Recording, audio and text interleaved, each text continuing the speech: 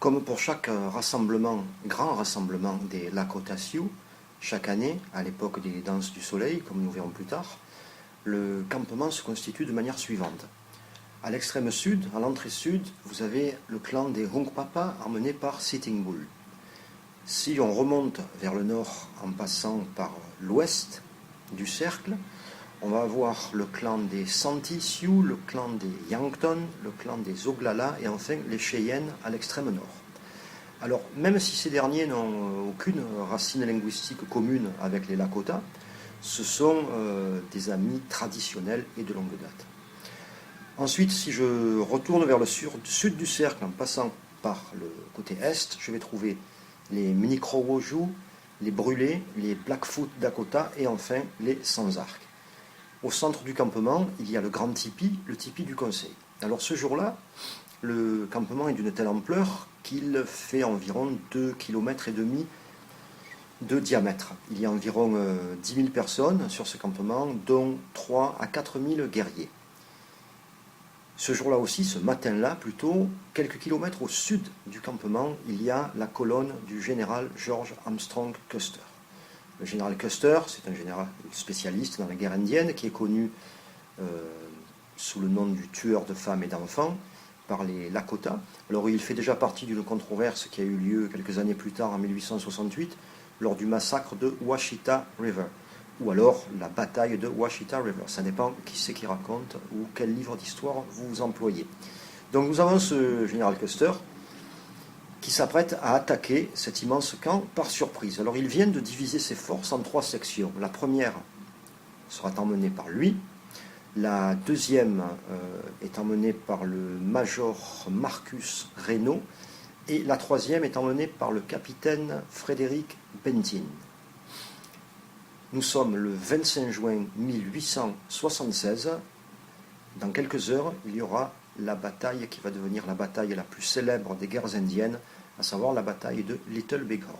Alors, bon, mis à part parler des stratégies qui ont permis aux vainqueurs de l'emporter, qui ont causé la perte du vaincu, ce qui est intéressant, c'est de connaître les tenants et les aboutissants et le contexte qui a amené à une telle bataille. C'est pour ça que nous allons faire un bond quelques dizaines d'années auparavant, afin d'établir le contexte. Alors, en 1851, il y a un décret qui est signé, qui s'appelle Appropriation Act, c'est-à-dire le décret d'appropriation. Ce décret est reconnu comme le point de départ de la politique des réserves indiennes. Alors, qu'est-ce qu'il implique, ce décret? Déjà, il implique que le gouvernement va allouer des fonds pour relocaliser les Indiens et pour subvenir aux besoins de ces Indiens, va leur envoyer des denrées, des vivres et toutes sortes d'ustensiles et d'équipements. Moyennant quoi, ces Indiens promettent de rester dans un territoire réservé, ce qui est la véritable signification du mot réserve. Ça n'a rien à voir avec une réserve animale, ça vient de reserve territory, c'est-à-dire territoire réservé. C'est donc à partir de 1851 que vont avoir lieu tous les traités dont vous avez entendu parler, l'histoire des traités. Alors en parlant de traités, on arrive en 1868. Là, il y a un traité qui est très important pour la suite de l'histoire, c'est le traité de Fort Laramie. Donc par ce traité, les Indiens des plaines, c'est-à-dire Lakota, Cheyenne et Arapaho, prennent possession, ou gardent en leur possession plutôt, un territoire qui s'appelle les Black Hills. C'est une chaîne montagneuse qui est à cheval sur le Montana, le Wyoming et le Dakota, et que ces Indiens considèrent comme étant le centre du monde. Alors pour comprendre, il faut savoir que dans la culture amérindienne, la vision du monde est circulaire et tout a un centre. En ce qui concerne le monde des Cheyennes, des Lakota et des Arapaho et d'autres, le centre, c'est les Black Hills, cette chaîne montagneuse. Donc ce traité stipule que les Black Hills font partie des territoires indiens, comme c'est stipulé dans les traités, tant que l'eau coulera, que le soleil se lèvera, donc pour l'éternité, et en ce qui concerne les Américains, c'est-à-dire jusqu'à ce qu'on trouve autre chose.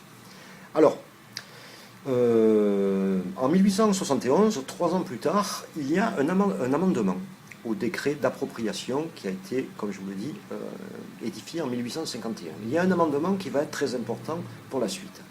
Cet amendement de 1871 stipule que, à partir de cette date, les Indiens ne sont plus considérés comme faisant partie de différentes nations indiennes indépendantes et souveraines, donc ne sont plus aptes à traiter avec le gouvernement américain d'égal à égal, c'est-à-dire de nation à nation, de représentant à représentant, mais vont être, à partir de cette date, considérés comme étant des pupilles de la nation, c'est-à-dire vont avoir le statut d'un enfant ou d'un adulte handicapé, comme s'ils étaient sous tutelle. C'est à partir de 1871. Alors, on va arriver maintenant à l'année, à l'été 1874.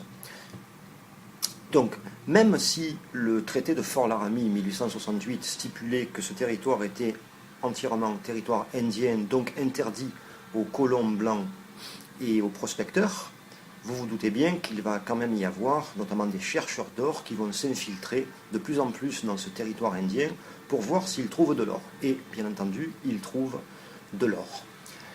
Alors la rumeur, bien entendu, se répand comme une traînée de poudre, vous pensez bien, des filons d'or qui sont trouvés. Et en 1874, donc le mois où la lune où les cerises sont rouges, c'est le nom qu'on donne en Sioux, c'est bien ça, c'est le mois de juillet, le gouvernement décide d'envoyer un détachement militaire pour s'assurer de l'authenticité de la rumeur. Ce détachement militaire, il s'agit du 7e de cavalerie, c'est-à-dire le détachement du général George Armstrong Custer. Alors, il constate l'authenticité de la rumeur et fait son rapport à Washington. Un grand leader, Lakota Sioux, qui vient du clan des Oglala et qui s'appelle Nuage Rouge, Marpealuta en Lakota, rentre dans une colère noire en apprenant l'arrivée de soldats sur ce territoire sacré. Il en fait part à ce que les Indiens appellent le grand-père ou le père de tous, c'est-à-dire le président de l'époque, qui n'est autre que Ulysse Grant. Donc ce dernier promet de voir ce qu'il peut faire pour endiguer ce flot de chercheurs d'or. Bon, cet été-là, en 1874, Nuage Rouge est très occupé sur sa réserve qui se trouve dans le Montana, et il est occupé avec des histoires de denrées qui sont arrivées et qui sont avariées. Donc il est en conflit avec l'agent de la réserve qui s'appelle John Saville. Je fais une parenthèse pour vous parler aussi du contexte et pour expliquer pourquoi ces denrées avariées. Dans ces années-là, et jusque dans les années 76, quelques années plus tard, il y a un grand scandale qui éclate aux États-Unis, qui est le scandale qu'on appelle Indian Rings Fraud, c'est-à-dire la fraude du cercle indien. Alors pourquoi du cercle indien? Parce que ce cercle est constitué, est occulte, mais est constitué de politiciens, d'agents du gouvernement et de commerçants. Alors, en quoi consiste ce cercle? Bon, vous imaginez bien que depuis la mise en réserve des Indiens et la mise en branle du programme de fourniture de denrées à ces Indiens en réserve, il y a tout un programme qui a vu le jour pour l'acheminement de ces denrées et pour la production de ces denrées. À l'époque, la plupart des industries, des marchés et des grandes entreprises sont sur la côte est des États-Unis, dans les grandes villes. Alors, je vous laisse imaginer la quantité monumentale de denrées qu'il faut acheminer et les distances immenses qu'il faut parcourir.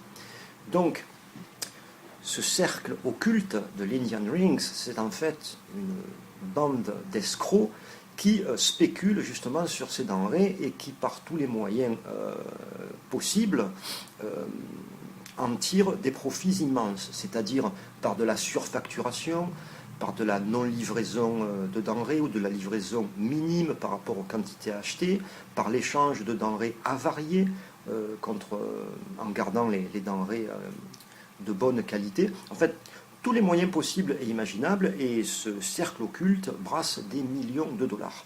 Donc nous sommes en plein scandale de l'Indian Rings à cette époque-là. C'est justement ce qui corrobore le fait que justement cet été 1874, Nuage Rouge soit aux prises avec l'agent responsable de sa réserve par rapport à des denrées avariées. Deuxième répercussion de cette ambiance sur la réserve pour Nuage Rouge, c'est que ça l'empêche de prendre la véritable mesure de la colère qui va envahir les guerriers de sa tribu et d'autres quand ils vont apprendre que des soldats ont traversé ce territoire sacré des Black Hills. Alors, à l'époque, dans les traités, il est stipulé que les chasseurs, donc, pendant la période de chasse, printemps-été, peuvent sortir de la réserve pour aller chasser sur des territoires qui sont à l'époque non cédés, c'est-à-dire qui n'appartiennent ni à des colons, ni aux Indiens. C'est ce qui se passe cette année-là, comme chaque année. Ces guerriers et ces chasseurs de la tribu de Nuages Rouges sont partis cette année-là dans les Black Hills. Bien entendu, ils ont croisé les soldats du général Custer. Et c'est donc, comme il était prévu, comme c'était à prévoir à l'automne de cette année-là, aux environs du mois d'octobre, que ces chasseurs rentrent à la réserve de Nuages Rouges et sont en effet fous de rage d'avoir croisé des soldats sur leur territoire sacré.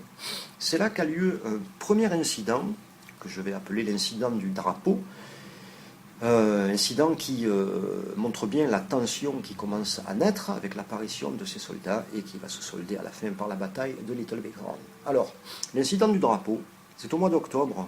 Comme je vous l'ai dit, ces chasseurs qui étaient partis dans les Black Hills et qui reviennent, fous de rage, voient que l'agent Saville est en train d'essayer de faire installer un drapeau américain sur la palissade de la réserve. Donc un acte complètement anodin qui serait passé inaperçu dans un autre contexte. Mais là, la tension est à son comble. Alors Saville fait couper un arbre, tailler un poteau pour placer ce drapeau. Les jeunes guerriers et jeunes chasseurs qui sont de retour et qui sont fous de rage ne l'entendent pas de la même oreille et décident d'empêcher ce drapeau d'être mis sur la palissade. Donc, ils arrivent avec leur hache, leur hachette et découpent le poteau en plusieurs morceaux, ce qui a pour conséquence de faire entrer l'agent Saville dans une colère noire. Alors, ce dernier décide d'en appeler à des soldats du fort Robinson, qui est pas loin, pour venir rétablir l'ordre. Sauf qu'entre-temps, ces jeunes guerriers sont allés chercher leurs armes, leurs chevaux, et partent à la rencontre des soldats du fort Robinson. Alors, ils ne les attaquent pas, mais ils les provoquent. Ils les charrient, ils essayent de provoquer un incident. Jusqu'à ce que la police indienne de la réserve, qui est emmenée par un jeune homme qui s'appelle jeune homme ayant peur de son cheval, arrive avec la police indienne, s'interpose entre les guerriers hostiles et les soldats et arrive à escorter les soldats pour qu'ils puissent retourner vers leur fort. Bon, la tension est maintenue sur la réserve, mais ces jeunes guerriers seront finalement calmés par le père du policier qui lui s'appelle vieil homme ayant peur de son cheval. Donc, logique. Alors, ça a des conséquences, cet incident, c'est que juste après l'incident, tous ces guerriers et jeunes guerriers de Nuages Rouges décident de plier leurs affaires et de quitter Nuages Rouges pour rejoindre Sitting Bull et Crazy Horse qui se trouvent ailleurs. Juste une parenthèse pour vous donner une idée du style de démocratie dans ces sociétés indiennes d'Amérique du Nord. Ces jeunes gens, ces jeunes guerriers qui s'en vont, au départ, avaient choisi d'être sous le leadership de Nuages Rouges. Pourquoi ils avaient choisi Nuages Rouges? Parce que Nuages Rouges prenait des décisions et prodiguait des conseils qui allaient dans le même sens que l'opinion de ces jeunes gens. Or, il se trouve que Nuages Rouges n'ayant pas réagi de la manière dont ces jeunes gens s'attendaient face à l'incursion des soldats de Custer, eh bien ces jeunes gens décident que l'attitude de leur leader ne correspond plus à ce qu'ils attendent de lui, donc tout simplement, ils s'en vont. Voilà, c'est une démonstration de démocratie pure. Alors, je ferme la parenthèse. Nous allons sauter quelques mois et avancer, laisser passer l'hiver et arriver au printemps 1875.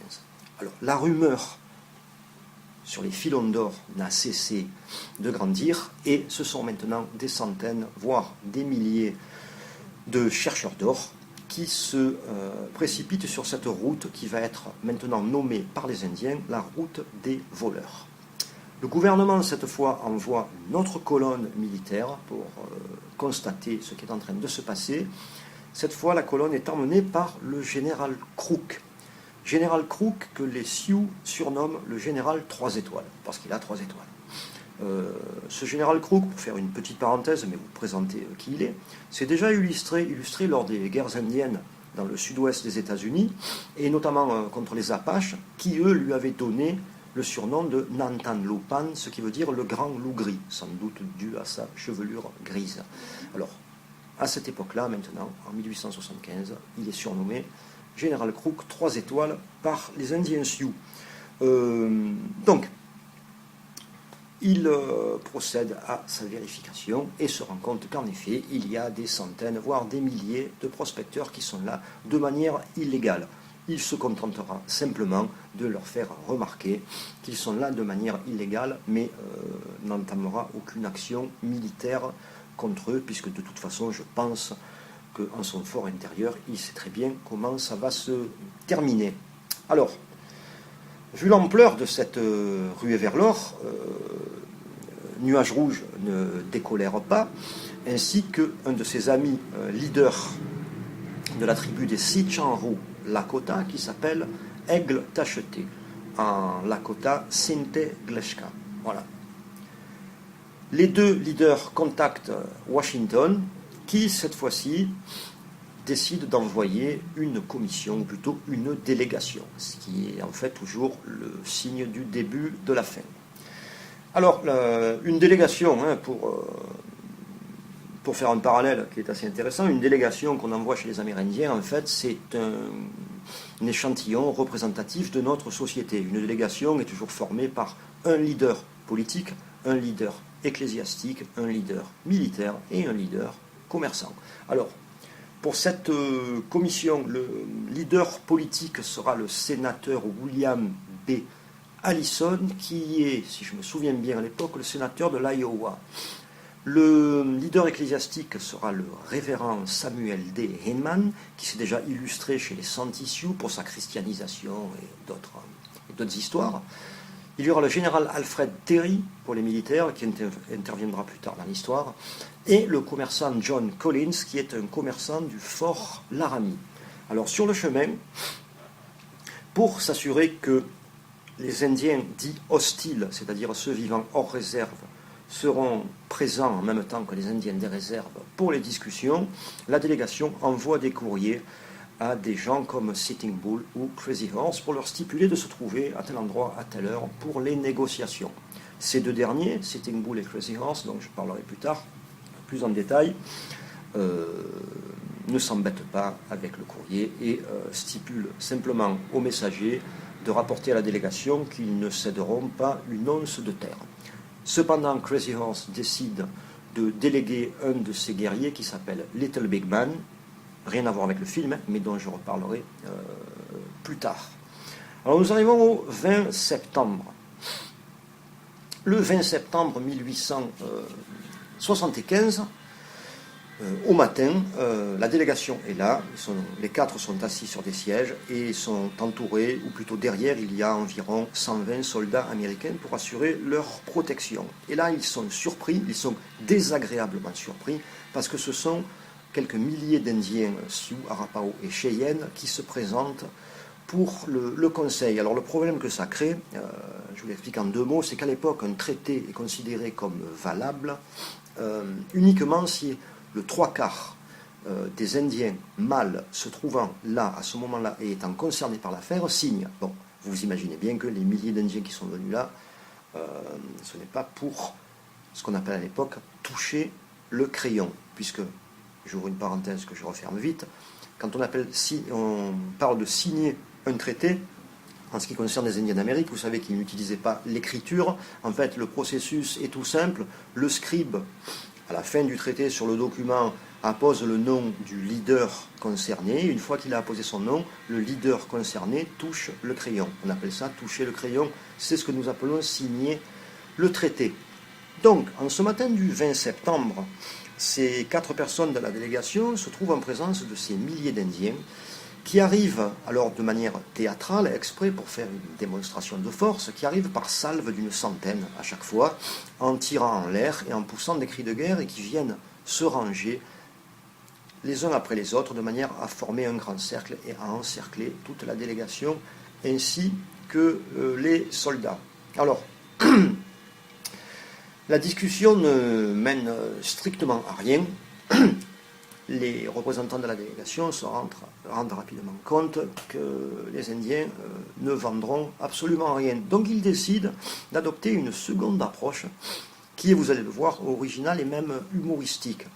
Ils proposent aux Indiens de leur prêter les Black Hills pour que les chercheurs d'or puissent en extraire tout l'or, et une fois tout l'or extrait des Black Hills, la région sera rendue aux Indiens. Alors, le leader Sintegleshka, Aigle Tacheté, qui se trouve là à l'époque, Nuage Rouge n'est pas venu, mais qui se trouve là, prend ça avec humour et leur dit, mais est-ce que vous me prêteriez une équipe de mules sous les mêmes conditions? Donc, sur ce, arrive un messager de la part de Nuage Rouge. Ce messager s'appelle Shonkaluta, c'est-à-dire chien rouge. Le message de Nuage Rouge est une demande, en fait. Il demande une semaine de délai pour que tous les leaders présents puissent se regrouper en conseil et évaluer les propositions faites par la délégation. En fait, il n'en est rien, ils ne parleront jamais de ces propositions-là. De toute façon, ils les refusent, c'est simplement pour essayer d'avoir un coup d'avance sur ce qui va se passer ensuite. Donc, la délégation ne leur accorde pas une semaine de délai, mais simplement 3 jours. C'est donc 3 jours plus tard, le 23 septembre, au matin, que cette fois-ci, Nuage Rouge se présente et s'apprête à faire son discours. Or, il est coupé dans son élan par environ 300 guerriers qui apparaissent de nulle part et qui arrivent en chantant un chant de guerre et en tirant en l'air. Ces 300 guerriers sont emmenés par Little Big Man, le représentant de Crazy Horse, dont je vous avais parlé un peu plus tôt. Ce dernier se présente devant la délégation, fait une démonstration de force en faisant cabrer son cheval, le faisant danser, en tirant des coups de fusil en l'air, s'arrête et en s'adressant à toutes les personnes présentes, annonce qu'il abattra lui-même tout chef signant le traité. Donc, sur ce, vous imaginez bien que le sénateur Allison, le représentant politique et le chef de cette délégation, préfèrent partir tranquillement et sans faire de bruit pour retrouver le fort en attendant que tout se calme. C'est donc quelques jours après que la délégation réussit quand même à convaincre une vingtaine de leaders à se réunir cette fois-ci sur le lieu même de l'agence de Nuage Rouge pour leur faire leur proposition finale. Proposition finale avec 2 alternatives. Voici la première. La première est de donner 400 000 dollars annuellement de droits d'exploitation aux Indiens. La deuxième proposition est l'achat des Black Hills pour la somme de 6 millions de dollars qui serait versée en 15 annuités. Alors 6 millions de dollars, ça paraît beaucoup à l'époque, mais c'est assez anecdotique quand on pense qu'une seule mine d'or des Black Hills rapportera ensuite 500 millions de dollars en or. Alors, Nuage Rouge, cette fois-ci, ne vient même pas. C'est son ami Sintegleshka, Aigle Tacheté, chez les Sitchanrou Lakota, qui est en charge de tout refuser.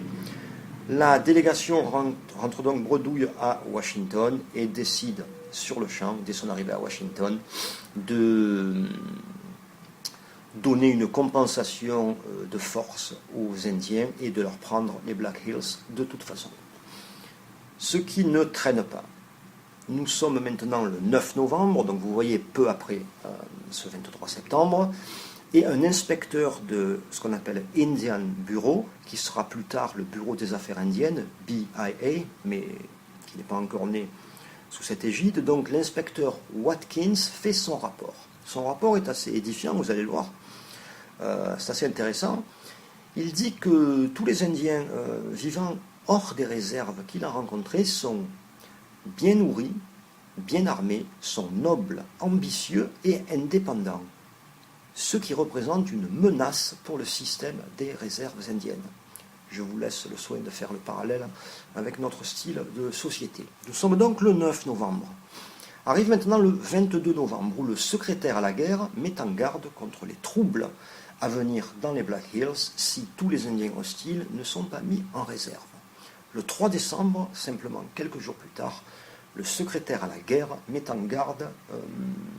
non, pas le secrétaire à la guerre, le responsable des affaires indiennes, excusez-moi, qui s'appelle Edward Smith, ordonne aux Sioux et Cheyennes qui vivent hors réserve de retourner ou d'aller dans leurs réserves respectives à la date du 31 janvier. C'est-à-dire c'est un ultimatum pour que d'ici 2 mois, tous les Indiens dits hostiles se soient résignés à entrer en réserve.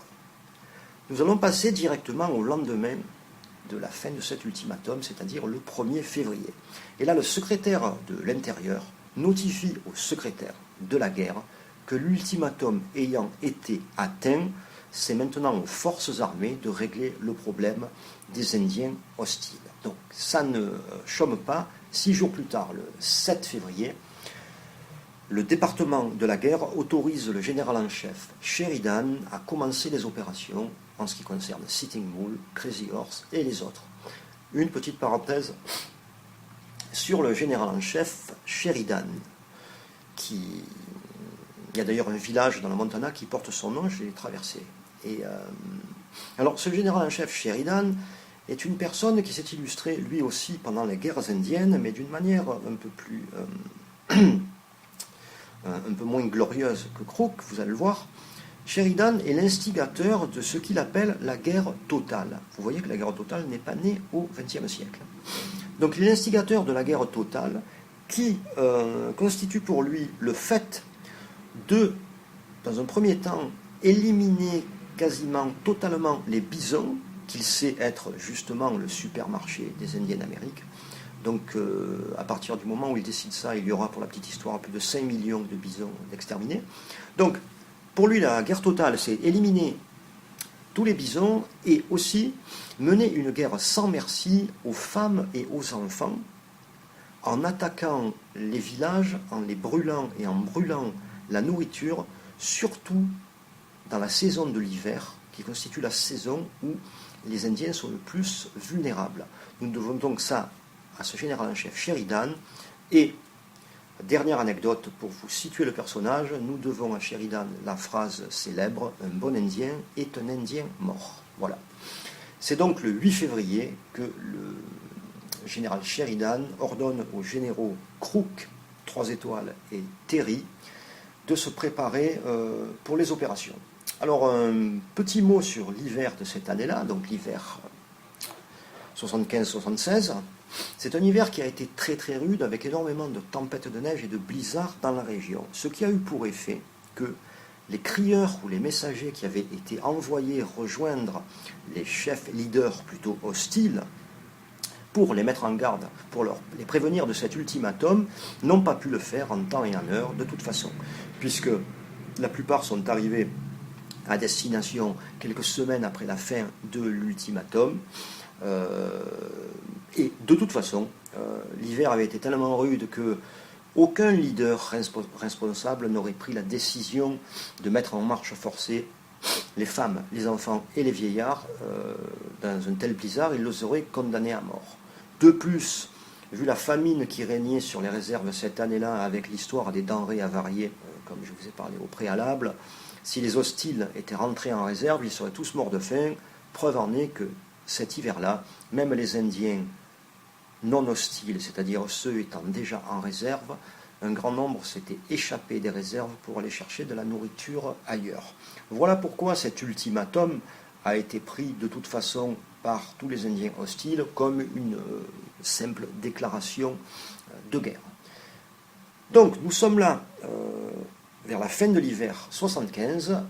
À ce moment-là, tous les Indiens dits hostiles sont dans différentes tribus, sous la responsabilité de différents leaders et à des endroits différents pour passer l'hiver.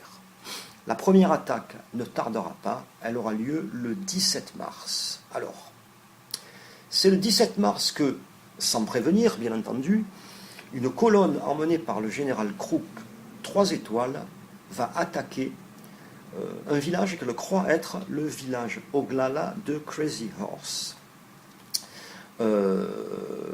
C'est le colonel Reynolds qui est en charge de cette attaque. Il divise donc son attaque en 3 sections, comme ils ont l'habitude de faire. La première section fait comme à son habitude, rentre dans le village endormi, puisque c'est en pleine nuit, en tirant dans tous les tipis, sans savoir quelle cible ils vont atteindre, mais peu importe, vous imaginez bien. La deuxième section fait le tour pour prendre le village à revers. La troisième section s'occupe de voler les 1200 poneys qui se trouvent à côté du campement et qui appartiennent à ce camp. Le leader de ce camp, c'est Two Moon, 2 lunes. Donc, la réaction des Indiens stratégique, comme ils l'apprennent dès leur plus jeune enfance dans les jeux de société quand le village est attaqué. Les hommes sortent des tipis, mais restent à proximité en attrapant tout ce qui peut constituer une arme, pour se battre de manière statique, mais surtout de manière à ce que les femmes, les enfants et les vieillards aient le temps de se mettre à couvert. Ce n'est qu'à ce moment-là qu'ils prennent des positions stratégiques pour continuer la bataille. C'est exactement ce qui se passe dans l'attaque de ce village qui a lieu en pleine nuit, comme je vous l'ai déjà dit. Alors, bon, résultat des courses, village entièrement brûlé, provisions de nourriture entièrement brûlées et 1200 poneys volés. Il y a quand même un tour de force qui est effectué par ces Indiens cette même nuit, c'est que le chef de Lune, le leader de Lune dont je vous ai parlé, se débrouille pour suivre les militaires et repérer leur campement et dans la même nuit leur voler à son tour les 1200 poneys qui viennent de lui prendre. Ça coûtera d'ailleurs la cour martiale au colonel Reynolds de s'être laissé avoir comme un bleu. Voilà. Donc voilà la tribu de Two Moons, donc, qui est en fait une tribu de Cheyennes. Dans les livres d'histoire, cette attaque est désignée comme l'attaque du village de Crazy Horse. En fait, c'est ni Crazy Horse ni des Lakota, ce sont des Cheyennes emmenés par le leader Two Moon. Alors je ne sais pas pourquoi ça n'a jamais été rectifié. Ça ne doit pas représenter beaucoup d'importance pour les historiens américains. Alors voilà 2 lunes qui emmènent sa tribu en pleine nuit et qui essaye de rejoindre le campement, cette fois-ci de Crazy Horse, qui est à plusieurs kilomètres de là. Alors, comme je vous l'ai dit, on est mi-mars, donc c'est encore le plein hiver dans la région. Les gens ont sur eux uniquement les habits qu'ils avaient pour dormir, la température est en dessous de 0, ils n'ont rien à manger. Ils réussiront quand même à marcher avec les femmes, les enfants et les vieillards pendant 3 jours, rejoindre le camp de Crazy Horse qui les accueillera, bien entendu, les nourrira, les réchauffera et les prendra dans son clan. Alors, nous arrivons à fin mars, avril, mai. Entre avril et mai, nous avons Crazy Horse donc, qui lève le camp et qui emmène les Oglala de sa tribu ainsi que les Cheyennes de Two Moon qu'il a récupérés. Il les emmène vers l'embouchure de la rivière Tongue, qui est dans le Montana, vers le mont Bighorn, là où Sitting Bull lui-même a passé l'hiver avec les Hunkpapa. Peu de temps après, c'est même le leader Nikrowoju, de chez les Lakota aussi, qui s'appelle Lame Deer, qui rejoint la bande de Sitting Bull, de Crazy Horse et de Two Moon. Le temps commence à se réchauffer avec le printemps et la fin du printemps, et ces bandes d'Indiens commencent à partir vers le nord pour trouver de l'herbe plus verte pour les poneys et pour chasser. Sur le chemin, ils sont rejoints par d'autres bandes, comme les Sans-Arc, les Brûlés, les Blackfoot et d'autres Cheyennes, et aussi par des Indiens qui sont des Indiens des réserves, mais qui sortent, comme je l'avais dit au préalable, qui sortent au printemps pour partir chasser. Ce groupe commence à devenir de plus en plus gros, rejoint par toutes ces bandes, et c'est un groupe conséquent d'Indiens, donc, qui se déplacent en territoire de chasse. Le mot d'ordre est donné, ne pas s'approcher des colons ou des soldats pour éviter toute échauffourée ou tout conflit. À un moment donné de son périple, ce groupe est rejoint aussi par des chasseurs Lakota qui viennent de la réserve de Rosebud. Mais ces chasseurs arrivent avec une rumeur extrêmement inquiétante. C'est l'arrivée de très gros détachements de soldats américains de toutes parts, emmenés par Crook 3 étoiles, Terry et le général George Armstrong Custer. Alors nous arrivons au début de la lune où l'on fabrique du gras. C'est le terme Lakota pour le mois de juin. Sitting Bull et les Hunkpapa organisent leur danse du soleil. Vous savez que la danse du soleil, bon, je ne décrirai pas en détail parce que ça prendra un exposé en entier de toute façon que je ferai tôt ou tard, mais la danse du soleil, c'est le rituel le plus important chez les Indiens des plaines. Ça a lieu chaque année, environ vers la fin du printemps et le début de l'été. C'est un rituel qui dure 4 jours et 4 nuits. Chaque tribu l'organise un jour différent, voilà, voire un mois différent. Alors nous avons là, au début du mois de juin, Sitting Bull et les Hunkpapa qui organisent leur danse du soleil. Lors de ce rituel, Sitting Bull a une vision qui allait s'avérer être importante pour la suite. Quelle est cette vision? Bien, je vais vous le dire. Il entend tout d'abord une voix qui lui crie « Je te les donne, car ils n'ont pas d'oreilles ». Cette hallucination auditive est suivie d'une hallucination visuelle où il voit des soldats par centaines qui tombent du ciel, morts et sans les oreilles. Il en déduit donc que les esprits lui ont dit qu'un grand nombre de soldats américains allaient tomber sous ces balles parce qu'ils n'ont pas su écouter. Quelques jours plus tard, cette vision, une bande de Cheyennes, donc faisant partie de ce camp, décide de partir à la chasse pour nourrir le campement. Sur le chemin, il repère une colonne de soldats qui est en train de s'approcher. Il rentre donc au village prévenir tout le monde pour que des dispositions soient prises. Alors, le village décide de partager sa force de frappe en deux. Une moitié des guerriers restera au village pour défendre ce dernier au cas où cela soit nécessaire. L'autre moitié des guerriers partira à la rencontre de cette colonne pour l'attaquer. Donc, cette deuxième partie de la colonne part le 16 juin au soir, marche toute la nuit et arrive le 17 juin à l'aube en vue de la colonne. Donc ils attaquent la colonne de front une première fois et se replient tout de suite. Alors pourquoi cette stratégie? Dans les guerriers attaquant la colonne de soldats, il y a Tumun, celui dont le village avait été massacré, ce Cheyenne, mais il y a aussi un personnage qui va devenir de plus en plus célèbre et qui s'appelle Crazy Horse, le leader Oglala. Alors Crazy Horse, pour en dire deux mots de plus, c'est un personnage très charismatique, un guerrier hors pair et surtout un mystique. C'est un personnage qui a pour habitude de pratiquer régulièrement un rituel que l'on appelle la quête de la vision chez les Indiens des plaines ou Ihamblecheya chez les Lakota, ce qui veut dire littéralement il supplie pour avoir une vision. C'est un rituel qui dure 4 jours et 4 nuits avec un jeûne total, c'est-à-dire sans eau non plus. Donc Crazy Horse a l'habitude de pratiquer ce rite de manière régulière et pour lui, pour sa vision des choses, quand il est en contact avec l'autre monde, il est en contact avec le monde réel. Pour Crazy Horse, le monde réel, c'est l'au-delà éternel. Le monde où il est en ce moment n'est qu'un monde passager et illusoire. Donc il a pour habitude à demander aux esprits du monde réel de lui donner des conseils sur la manière dont combattre les hommes blancs.